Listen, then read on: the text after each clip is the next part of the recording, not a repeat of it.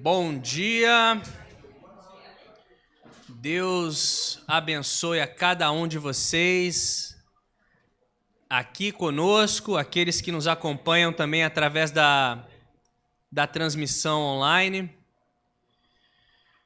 Deus é bom e não sei em que ponto está a sua caminhada com Deus, a sua vida, mas uma das coisas que Deus tem falado comigo nesses dias, me lembrado de algo que é uma verdade para mim já há muitos anos, é que nós não devemos ficar apegados a nada,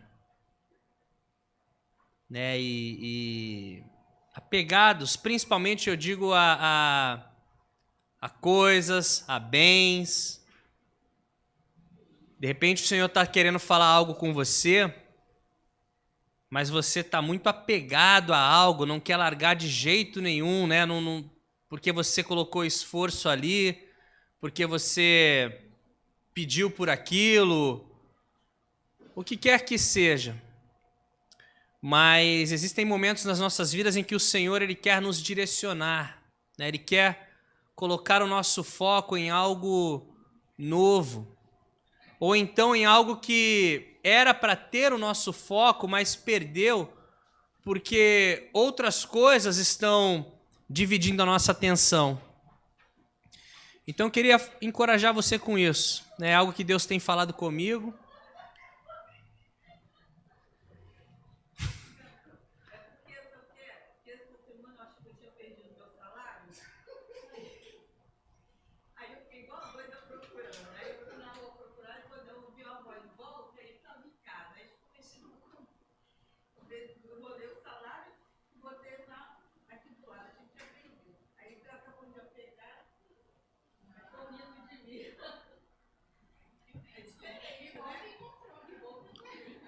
Glória a Deus!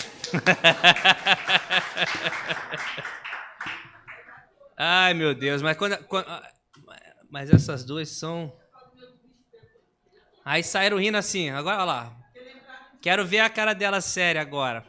Vocês duas que saíram rindo, quem está acompanhando online não está entendendo nada. Quem está nos visitando hoje aqui também não está entendendo nada que está acontecendo aqui.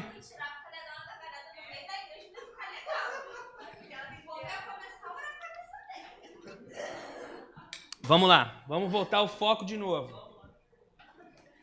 É cada coisa. O que eu estava falando? E agora?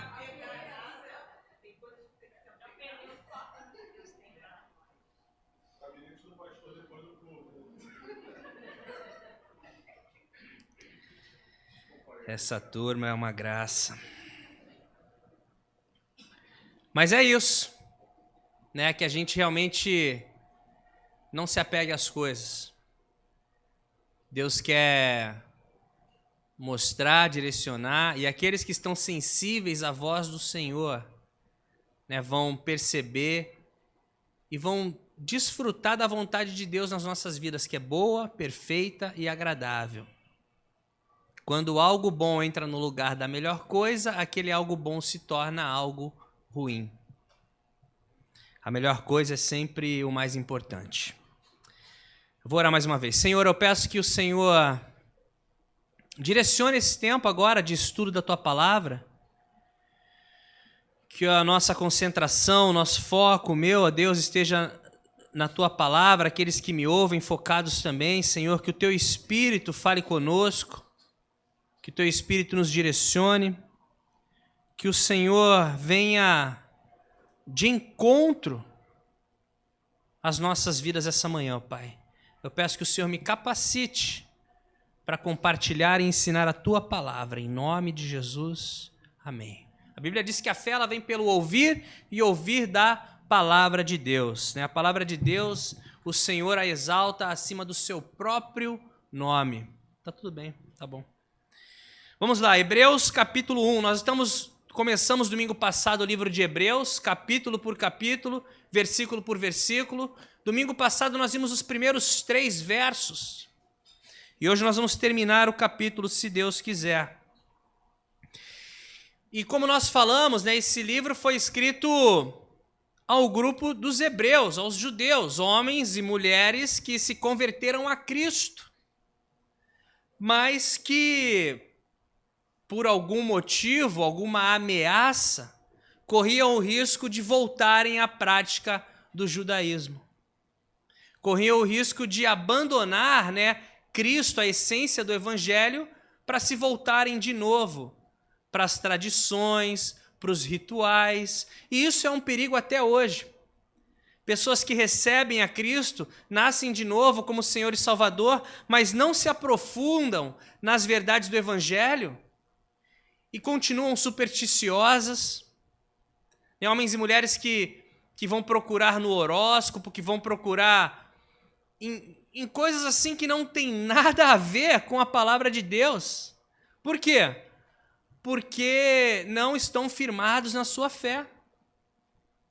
Ainda acreditam naquelas coisas que ouviram dos seus avós, dos seus pais, de amigos, praticam aquelas coisas que são como rituais. Um chinelo virado de barriga para cima, não pode deixar o chinelo desvirado assim porque a mãe morre. Pessoas que acreditam nessas coisas. Crentes. Isso é um exemplo muito simples, mas nós temos que conhecer e nos aprofundar na palavra, para que também não sejamos levados de um lado para o outro com os ventos de doutrina que surgem. E lembrando, né, ninguém falsifica uma nota de R$150. O que é falsificado é a verdade, porque se alguém te der uma nota de R$150, você vai falar assim, nota de R$150 não existe. De repente alguém até pega, né? Opa, 150 conto. Mas não existe. O que é falsificado é o original, é o verdadeiro. Só que quem conhece o original não é enganado. Quando você pega algo falso, algo falsificado, você olha, opa, isso aqui eu não quero, não é verdadeiro. É assim com o evangelho, por isso que nós precisamos conhecer. E aí ele diz que há muito tempo Deus falou muitas vezes e de várias maneiras aos nossos antepassados por meio dos profetas. Mas nesses últimos dias falou-nos por meio do Filho. Então nós falamos a respeito disso, né? Os profetas, Abraão, Isaac, Jacó, Jeremias, Ezequiel, outros profetas que foram usados por Deus para revelar a sua vontade, o seu propósito, o seu plano. Só que aí ele diz que nos últimos dias, nos últimos tempos, ele tem falado através do seu Filho, Jesus Cristo. E aí ele continua, o Filho dele, a quem constituiu herdeiro de todas as coisas, e por meio de quem fez o universo. Então, Deus Pai agora fala conosco através do Deus Filho, que foi constituído pelo Pai, o herdeiro de todas as coisas, e através dele o universo foi criado. Então, Deus Filho, Jesus Cristo, a segunda pessoa da Trindade, é também o Criador de todas as coisas. E isso se confirma em João, quando nós lemos, né? No princípio era o Verbo estava com Deus e o Verbo era Deus. Todas as coisas foram feitas por ele, sem ele nada do que foi feito se fez. E depois diz o quê? O Verbo se fez carne e habitou entre nós. E vimos a sua glória como a do Filho unigênito de Deus, cheio de graça e de verdade. Então ele é o herdeiro e todas as coisas foram feitas por meio dele. E aí ele fala no verso 3, o Filho é o resplendor da glória de Deus e a expressão exata do seu ser. Como Jesus disse quando os discípulos perguntaram, Senhor, mostra-nos o Pai. O que Jesus disse? Quem me vê, vê o Pai. Jesus reflete o Pai, ele é a essência de Deus. Ele diz assim, eu e o Pai somos um. Eu e o Pai somos um. Além disso, sustentando todas as coisas por sua palavra poderosa. Então, a palavra de Jesus que mantém todas as coisas de pé.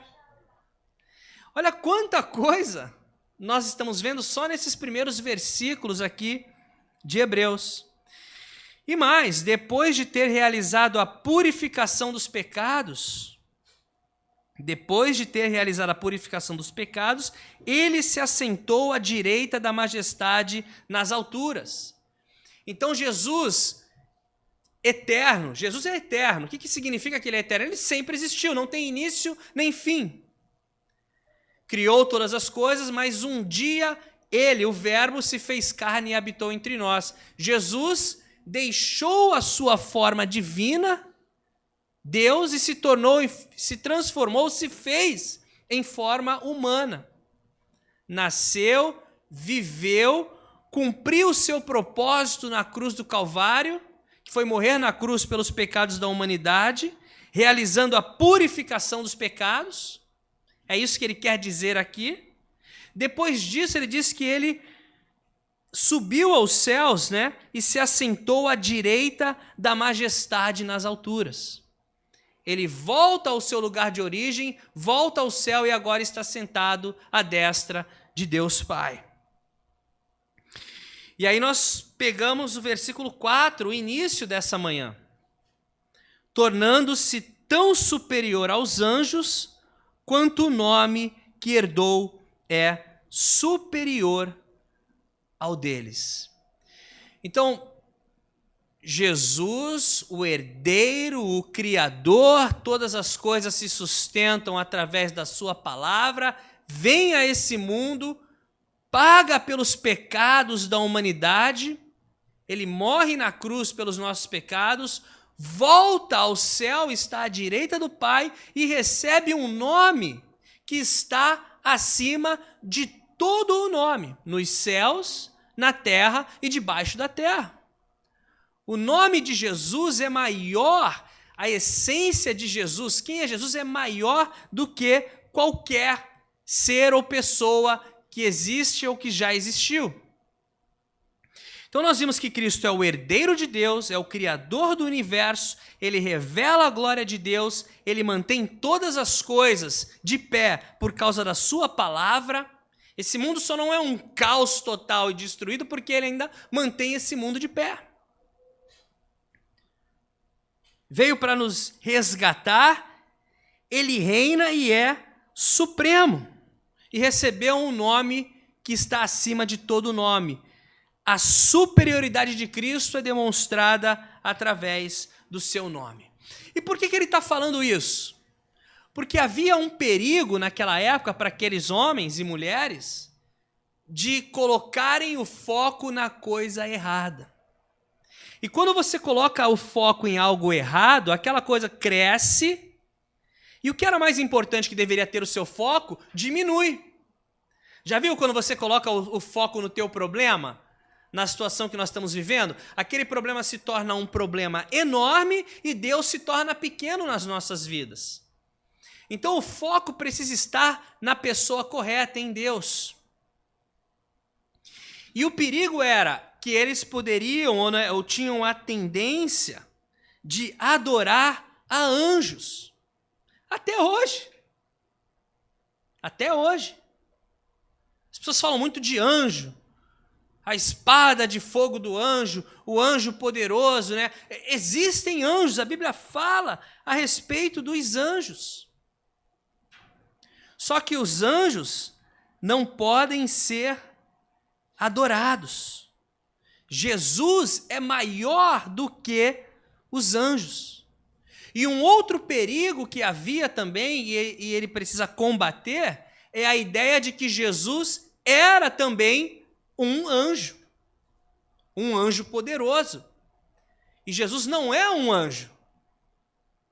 Não é um anjo superpoderoso, não é o mais poderoso de todos os anjos. Essa ideia diminui Jesus.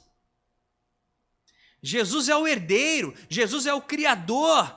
Jesus, ele revela o esplendor da glória de Deus. Jesus é o sacrifício por nós na cruz do Calvário. Ele é maior do que um anjo. E aí a necessidade de combater essa ideia, para que as pessoas não adorem os anjos. Não coloquem os seres divinos, como costumamos chamar, num lugar que eles não merecem. Num lugar que eles não merecem. Diversas vezes na Bíblia, lembra? Quando aparece um anjo, a pessoa tremendo de medo se prostra para adorar ele. Não me adore. Só há um digno de louvor e adoração. Para nós, uma realidade próxima nossa, por exemplo, são pessoas que adoram imagens, né? Têm a sua devoção a alguma imagem, a alguma coisa, se prostram diante daquela imagem, pedem, clamam, buscam. Só que é algo que não deveria ter esse foco. O foco deve estar em Cristo. O foco deve estar em Jesus. Ele é maior e melhor do que qualquer coisa. Marcos 9:7, a palavra de Deus diz que Deus diz assim: eis aí o meu filho amado, ouçam a ele. Então, Jesus é quem deve ser ouvido. Algo interessante a respeito dos anjos, pessoal, a primeira vez que a Bíblia fala a respeito de um anjo foi em Gênesis, no relato da queda. Gênesis 3:24. Fala que quando Adão e Eva eles pecaram, o Senhor colocou querubins para cuidarem da entrada do jardim do Éden. Por quê? Para que Adão e Eva não viessem a comer do fruto da árvore da vida e permanecer eternamente em estado pecaminoso. Quando eles pecaram contra Deus, eles foram expulsos do jardim do Éden. Foram retirados dali. E os anjos protegeram aquele espaço. Né? Uma outra coisa é Moisés, na arca, quando é relatado sobre a construção da Arca da Aliança, eles colocam também querubins. Ezequiel relata uma visão de querubins. Ele disse que na visão dos querubins que ele viu, eles tinham 4 faces. Então são seres assim extraordinários, fora do comum para qualquer ser humano.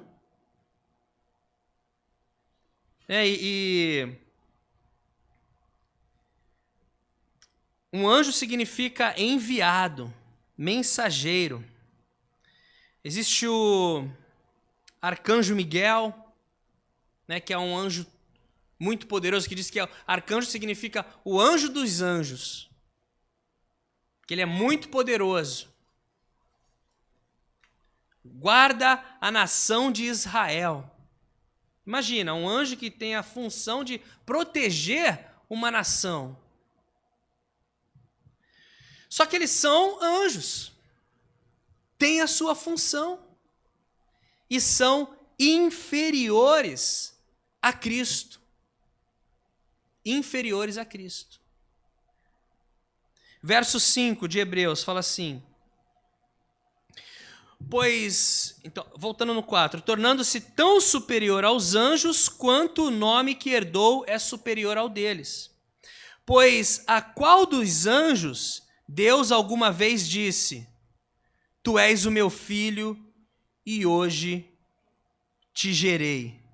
E outra vez: eu serei seu pai e ele será meu filho. Então, olha que interessante, né? Ele vai explicar, através de referências do Antigo Testamento, que Jesus é maior do que qualquer anjo, maior do que qualquer ser. Porque ele diz assim: a qual anjo, Deus Pai, disse algo como isso aqui? Tu és o meu filho, hoje te gerei. Uma referência de Salmo. Ou uma referência de 2 Samuel: eu serei o seu pai e ele será o meu filho. Deus falando isso para Jesus. Nenhum outro foi chamado dessa forma. Então, a importância de se combater isso, tanto naquela época de anjos, quanto o que quer que seja para nós hoje. Gente, tem gente que tem uma experiência sobrenatural, que vê um anjo, que vê alguma coisa, mas nada disso é para receber a nossa adoração. Nada disso. Jesus é o nosso Senhor e Salvador. Jesus é aquele para quem nós olhamos. Jesus é aquele que buscamos. Ele é maior do que todos. Ele é o Filho amado. Ainda que anjos podem ser chamados assim, dos filhos de Deus, né? Mas é diferente de ser chamado assim, tu és o meu filho, eu hoje te gerei. Gerar significa o quê? Igualdade. Ele é igual ao Pai em substância, em essência. Como uma mãe que gera um filho. Eu hoje te gerei. É diferente de ser dito assim, os filhos de Deus. Não, Jesus é o Filho. A expressão exata do Pai. Então ele vai construindo e mostrando essas coisas. Olha como ele é maior do que os anjos, pessoal. O Pai disse, tu és o meu Filho amado, eu hoje te gerei. Versos 6 e 7. E ainda, quando Deus introduziu o primogênito no mundo, diz, todos os anjos de Deus o adorem. Quanto aos anjos, ele diz, ele faz dos seus anjos ventos e dos seus servos clarões reluzentes. Então, mais um ponto que mostra a superioridade de Jesus, porque quando ele nasce, quando ele é feito o primogênito de Deus, quando ele vem ao mundo, né, quando ele aparece aqui, é dito assim, que os anjos o adorem. E você vai ver lá em Apocalipse, que os anjos constantemente estão adorando o Senhor Jesus. Constantemente prostrados diante dele, adorando, louvando o Senhor Jesus. Primogênito, né, significa também aquele que tem a primazia, que está em primeiro lugar, que é o maior. A respeito de Davi, Deus fala, né, Davi não era o primogênito, mas Deus disse que ele seria chamado um primogênito de Deus. Uma referência também para Cristo. Versos de 8 a 12. E dos anjos, né, eles são chamados de servos. E fazem a vontade de Deus, o propósito de Deus. Mas a respeito do Filho diz, o teu trono, ó Deus, subsiste para todo sempre. Cetro de equidade é o cetro do teu reino. Amas a justiça e odeias a iniquidade. Por isso, Deus, o teu Deus, escolheu-te dentre os teus companheiros, ungindo-te com óleo de alegria. E também diz, no princípio, Senhor, firmaste os fundamentos da terra, e os céus são obras das tuas mãos. Eles perecerão, mas tu permanecerás. Envelhecerão como vestimentas. Tu os enrolarás como um manto, como roupas. Como um manto, como roupas, eles serão trocados. Coisa linda. De novo, a respeito de Jesus, ele cita o Salmo 45. Vamos ler. Salmo 45, versos 6 e 7. Coloca para mim aí na tela, na TV, que eu vou ler daqui. O teu trono, ó Deus, subsiste para todo sempre. Cetro de justiça é o cetro do teu reino. Amas a justiça e odeias a iniquidade. Por isso, Deus, o teu Deus, escolheu-te dentre os teus companheiros, ungindo-te com óleo de alegria. Então, todas as tuas vestes exalam aroma de mirra, aloés e cássia. Nos palácios adornados de marfim ressoam instrumentos de corda que te alegram. Então ele cita esse salmo a respeito de Jesus, a respeito da superioridade de Cristo. Algo interessante no verso 8, que ele fala assim, a respeito do Filho, ele diz, o teu trono, ó Deus. Jesus é chamado de Deus. Então ele não é um anjo, ele é infinitamente superior aos anjos. Ele é chamado de Deus. É feita uma referência ao trono de Jesus. O teu trono que subsiste para todo o sempre. Na terra, no mundo, reis vêm, reis vão, nações surgem, nações caem, reinos se levantam, reinos caem. Mas o reino de Deus, de Jesus, permanece para todo o sempre.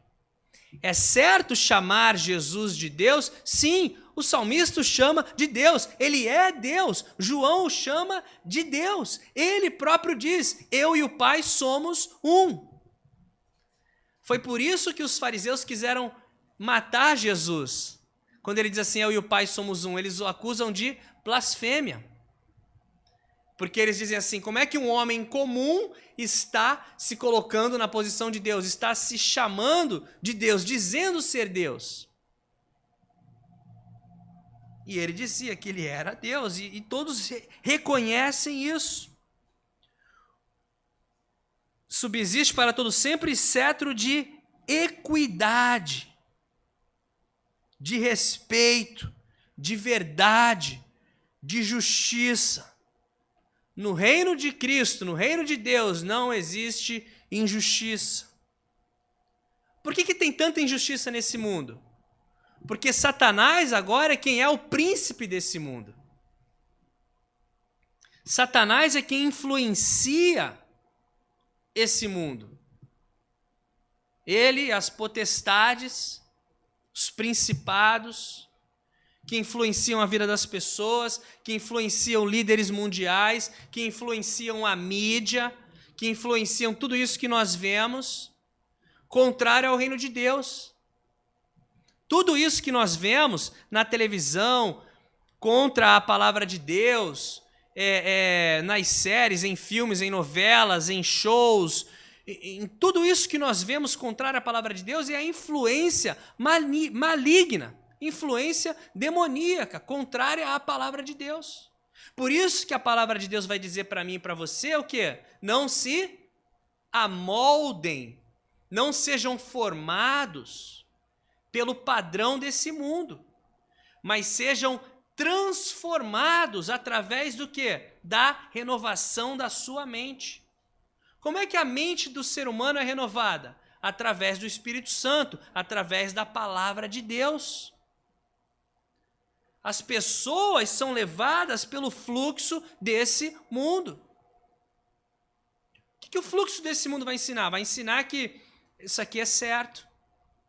Só não vai ensinar que um homem e uma mulher é a coisa certa, que um menino nasce menino, que uma menina nasce menina. Isso o mundo não vai ensinar. Que isso é contrário à palavra de Deus. E se você não conhece a palavra de Deus, você vai ouvir essas coisas de gente, de pessoas, de fontes que parecem que passam credibilidade, e você vai começar a dar ouvidos a essas coisas. Você vai começar a pensar, a refletir sobre essas coisas.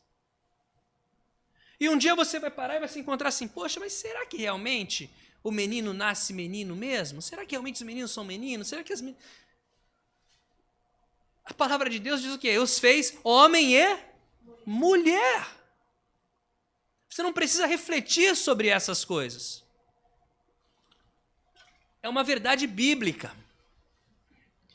Então, nós temos que tomar cuidado. E o reino de Deus é isso, é o reino de equidade, de justiça, de respeito, de igualdade. Nós, pessoal, estamos no mundo, mas não pertencemos ao mundo.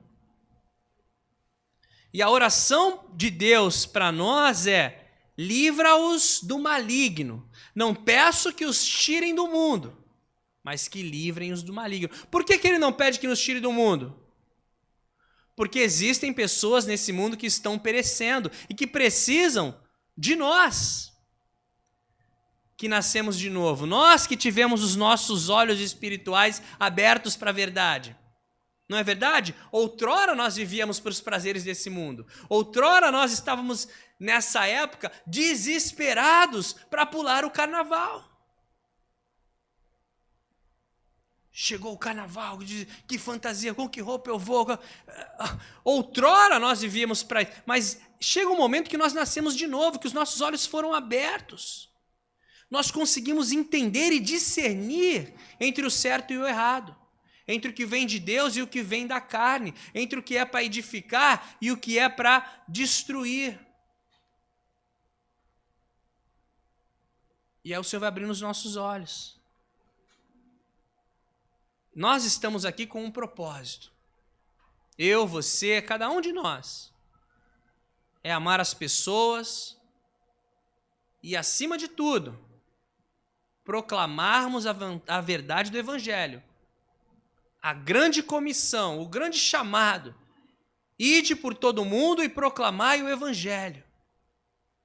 Compartilhem as boas novas da salvação para as pessoas, para que tenham os seus pés arrancados das trevas e sejam colocadas na luz.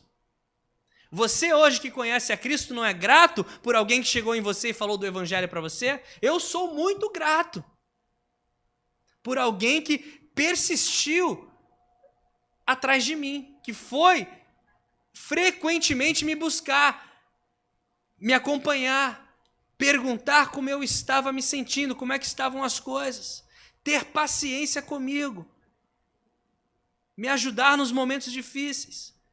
E hoje é o momento de você fazer isso.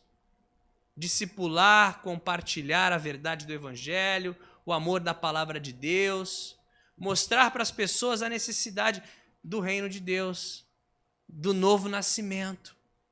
Porque esse mundo, nós vemos a direção que ele está indo, que ele está caminhando. Amas a justiça, odeias a iniquidade, por isso Deus, o teu Deus, escolheu dentre os teus companheiros, te escolheu, né? Escolheu-te dentre os teus companheiros, ungindo-te com óleo. O verso 9 é lindo. De novo ele chama, por isso Deus, teu Deus, te escolheu, ungindo-te com óleo. Uma imagem linda da Santíssima Trindade. Deus Pai, o Filho e o Espírito Santo, que o óleo representa o Espírito. O dia do batismo de Jesus, em que fala que o Espírito Santo veio em forma corpórea de pomba sobre ele. E Deus diz, eis aí o meu Filho amado, em quem me agrado, em quem tenho prazer. Então olha quantas referências da supremacia de Cristo, da superioridade de Cristo. Talvez para você isso não faça muito sentido, né? Mas eu sempre achei isso. Mas para quem já teve uma experiência sobrenatural com um anjo, ou para aqueles que davam tanta ênfase, porque os anjos trouxeram, por exemplo, a lei até aos homens. Então eles são seres maravilhosos, incríveis, mas não se comparam com Cristo. São servos de Cristo. Adoram a Cristo. Nenhum deles jamais ouviu, eis o meu Filho amado. Nenhum deles jamais ouviu, senta aqui do meu lado, no meu trono. Nenhum deles. E concluindo, mais ou menos. E também diz, no princípio, Senhor, firmaste os fundamentos da terra, e os céus são obras das tuas mãos. Jesus é superior aos anjos, porque no princípio ele firmou os alicerces da terra. Ele criou a terra com as suas próprias mãos, com a sua palavra. Eles perecerão, mas tu permanecerás, céu e terra passarão. Envelhecerão como vestimentas. Tu os enrolarás como um manto, como roupas. Esse mundo está perdendo as forças. Esse mundo está caindo. A terra geme em busca de restauração.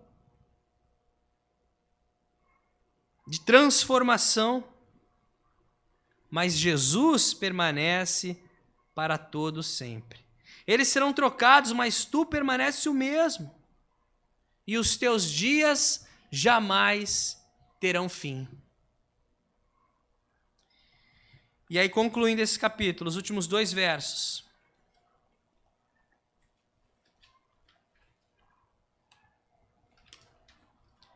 A qual dos anjos Deus alguma vez disse: senta-te à minha direita, até que eu faça os teus inimigos um estrado para os teus pés? Os anjos não são todos eles espíritos ministradores, enviados para servir aqueles que hão de herdar a salvação? Então ele diz assim, olha, os anjos são espíritos ministradores. São enviados para proteger, para levar uma mensagem, para cuidar daqueles que hão de herdar a salvação. Daí que vem essa ideia, um pouco dessa questão de anjo da guarda.